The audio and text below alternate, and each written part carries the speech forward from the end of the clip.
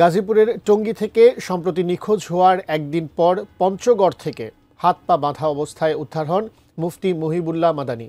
এরপর সামনে আসতে থাকে চাঞ্চল্যকর সব তথ্য।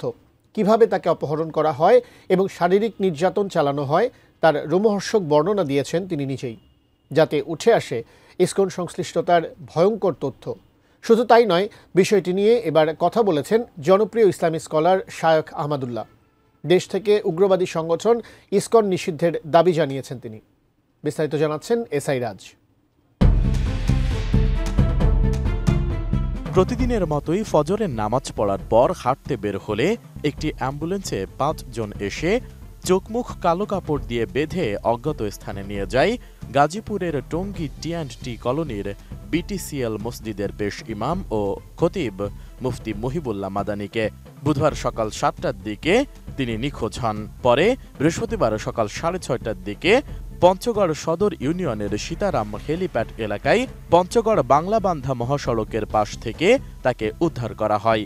এবার কারা তাকে অপহরণ করেছে এই বিষয়ে আমরা সকল ইসলামী আন্দোলনের এবং জামাত ইসলামের জেলা আমির হিসেবে আমি নিজেও উপস্থিত থেকে প্রশাসনকে আমরা দাবি জানিয়েছি অচিরেই তদন্ত করে দোষী ব্যক্তিদের চিহ্নিতকরণ এবং তাদেরকে শাস্তির আওতায় নিয়ে আসার জন্য আমরা অনুরোধ করেছি।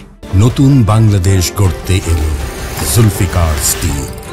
জুলফিকার স্টিল, ইস্পাত দৃঢ় অঙ্গীকার। ভোরে তাকে গাছের নিচে পড়ে থাকতে দেখে পুলিশকে খবর দেয় স্থানীয়রা। এ সময় তার হাত পা শিকল দিয়ে একটি কলা গাছের সাথে বাঁধা ছিল। পরে পুলিশ তাকে উদ্ধার করে পঞ্চগড় আধুনিক সদর হাসপাতালে ভর্তি করে। মহিবুল্লাহ জানান, ধরে নিয়ে যাওয়ার পর তাকে অমানবিক নির্যাতন করে 5 ব্যক্তি, যারা প্রমিত বাংলায় কথা বলছিল, যাদের কথা শুনে বাংলাদেশি মনে হয়নি তার। 11 মাস ধরিয়া অনেকগুলি চিঠি দিছে বেনামি, আমারে হুমকি দিয়া নানান রকমের কথা বলিয়া দিছে যে এইরকম এরকম বলার জন্য এই অখণ্ড ভারত ইসকন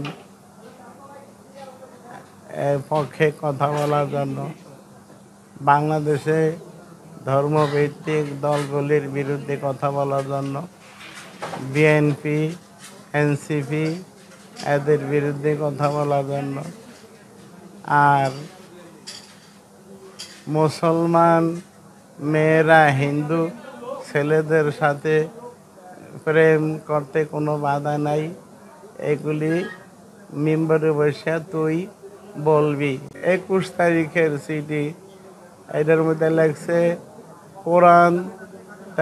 কোরআন পাঠ করতে পারবি না, আল্লাহ মোহাম্মদ ইসলাম শব্দ মুখে বলতে পারবি না। এই 7টার দিকে হাঁটতে বাইরে ছিলাম, এরপরে এইরকম একটা গাড়ি আসা মুখে কি জানি ধরছে আর পিছিয়ে দিয়া আমার অপারেশনের জায়গায়, ব্রেন টিউমার অপারেশনের জায়গায় জোরে 2-3টা থাপ্পড় দেওয়ার পরে আর বলতে পারি না কি হয়েছে অবস্থা।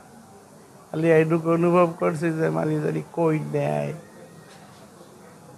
এইরকম। তারপরে এইখানে কতক্ষণে আসছে কইতে পারি না, আমার মোবাইলটা কোন সময় লয়ে গেছে তাও কইতে পারি না, আমার টাকা পয়সা হাঁটতে পারিছি তেমন বেশি ছিল না, 1-1.5 হাজার টাকা ছিল পকেটে। এরপরে এখানে আসার পর আমারে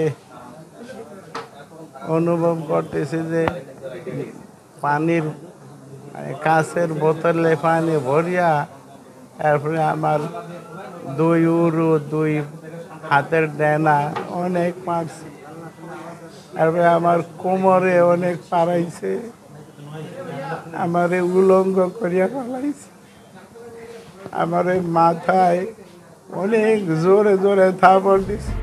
মুফতি মহিবুল্লাহ আরো বলেন, কয়েক মাস ধরেই তাকে একাধিক চিঠি দিয়ে হুমকি ধামকি দেওয়া হয়েছে। ইসকনের নেতা চিন্ময়ের পক্ষে কথা বলতে বলা হয়েছে। বিএনপি, জামাত, এনসিপির বিরুদ্ধে কথা বলতে বলা হয়েছে। হিন্দু মুসলমান প্রেমের পক্ষে কথা বলতে বলা হয়েছে। তাদের কথা মতো মসজিদে বয়ান দিলে তাকে কোটি টাকা দেওয়ারও প্রস্তাব দেওয়া হয়েছে। আর না বললে তাকে প্রাণনাশ ও পরিবারের সদস্যদের ক্ষতি করার হুমকিও দেওয়া হয়।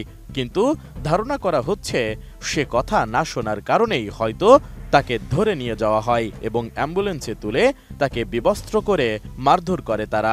এমনকি এক এক করে সব আলেমের ক্ষতি করবে বলেও হুমকি দিয়েছে ওই 5 ব্যক্তি। এদিকে বিষয়টি নিয়ে এবার মুখ খুলেছেন জনপ্রিয় ইসলামী বক্তা ও আসুন্নাহ ফাউন্ডেশনের প্রতিষ্ঠাতা শায়খ আহমদুল্লাহ। তার দাবি, যে কোনো মূল্যে বাংলাদেশ থেকে ইসকনকে নিষিদ্ধ করা হোক। এই ইসকনের সমস্ত কর্মকাণ্ড নিষিদ্ধ করা এটা সময়ের সবচেয়ে প্রয়োজনীয় দাবি। বিধায় তারা এই যে একজন ইমামকে মসজিদে তিনি তার কথা বলার কারণে অনেক অনবরত যখন হুমকি দেওয়া হয়েছে, তখনই প্রশাসন উচিত ছিল এই বিষয়টার প্রতি নজর দেওয়া। দুর্ভাগ্যজনক যে সেই ইমামকে কোথায় সে ইন্ডিয়া বর্ডারের কাছে তাকে সেকলগত অবস্থায় পাওয়া গেছে, বিবস্ত্র অবস্থায়, নির্যাতিত অবস্থায়। খুবই ভয়াবহ একটা সিমটম। যদি এই সমস্ত ঘটনা পরিকল্পিতভাবে কেউ কোনো ফাঁদ তৈরি করে করছে কিনা, মুসলমানদেরকে অশান্ত করার জন্য করছে কিনা, সেটাও ভাববার মতো বিষয়। এই জন্য আমাদের খুবই সুচিন্তিত পদক্ষেপ নিতে হবে। বুঝে শুনে জোশে জজবায় কোনো ভুল কাজ করা যাবে না। কিন্তু এই সন্ত্রাসী সংগঠন এবং তাদের কার্যক্রম এটা বন্ধ করার জন্য এই সমস্ত ইস্যুগুলো যথেষ্ট। একটা সমাজকে অস্থিতিশীল করবার জন্য যারা এরকম দীর্ঘদিন পর্যন্ত প্রকাশ্যে তারা সংখ্যালঘু হয়ে সংখ্যাগরিষ্ঠ মানুষদেরকে উস্কানি দিচ্ছে, মানুষ কতক্ষণ ধৈর্য ধারণ করবে? আমরা তো মানুষকে ধৈর্য ধারণ করতে বলবো, কিন্তু বাস্তবতা হলো সেটা খুব কঠিন। এই জন্য এ ব্যাপারে সংশ্লিষ্ট কর্তৃপক্ষ সর্বোচ্চ পদক্ষেপ নেবেন এবং এটা বন্ধের আন্তরিক চেষ্টা চালাবেন, সেটা আমরা প্রত্যাশা করি। এ সময় বুয়েটের ঘটনাটি নিয়েও কথা বলেন শায়খ আহমদুল্লাহ। জানান, এখনই এগুলো বন্ধ করতে হবে। উগ্র হিন্দুত্ববাদীদের যৌন আগ্রাসন এটা তো এখন অহরহ। বুয়েটে যে ঘটনা তোলপাড় হয়ে গেল, সে ছেলে এখন গ্রেপ্তার হয়েছে, যদিও তার নামে মামলা হয়েছে। সেখানে মামলার অভিযোগের মধ্যে স্পষ্ট লেখা আছে সে উগ্র হিন্দুত্ববাদী সংগঠন ইসকনের সাথে সম্পৃক্ত। তাহলে এখানে মুসলিম মেয়েদেরকে তথাকথিত প্রেমের ট্র্যাপে ফেলে তাদেরকে যে যৌন অত্যাচার, তাদের উপরে নিপীড়ন তাদের উপরে করা হচ্ছে। গাজীপুরে যে মেয়েটা 13 বছর উপর তারপর হয়েছে, এই ঘটনাগুলো আজকে ঘটছে তা শুধু না, এটা দীর্ঘদিন থেকে ঘটে আসছে এবং সেটা চরম একটা পর্যায়ে পৌঁছে গেছে। কারণ কি? এর অন্যতম বড় কারণ হলো আমাদের দায়িত্বশীল যারা আছে তারা এই বিষয়গুলোকে সিরিয়াসনেসের সাথে মোকাবেলা করেন নাই। অমুসলিমদের দ্বারা কিভাবে মুসলমানদেরকে বিভক্ত করার ফাঁদ পাতা হচ্ছে তার বর্ণনা দেন শায়খ আহমদুল্লাহ। তথাকথিত প্রেমের ফাঁদ থেকে মুসলিম মেয়েদেরকে বাঁচাবার জন্য সতর্ক করেছে। এইটুকু কাজ করার কারণে তাকে হুমকি দিয়ে শেষ পর্যন্ত তাকে উঠায় নিয়ে যাওয়া এবং সেকলে বাধা অবস্থায় পাওয়া যাওয়া। যারা হুমকি দিয়েছে, যাদের নামে, যাদের তরফ থেকে হুমকি দেওয়ার চিঠিগুলো সোশ্যাল মিডিয়াতে এসেছে, গণমাধ্যমে উঠে এসেছে। S I Raj, ATN news.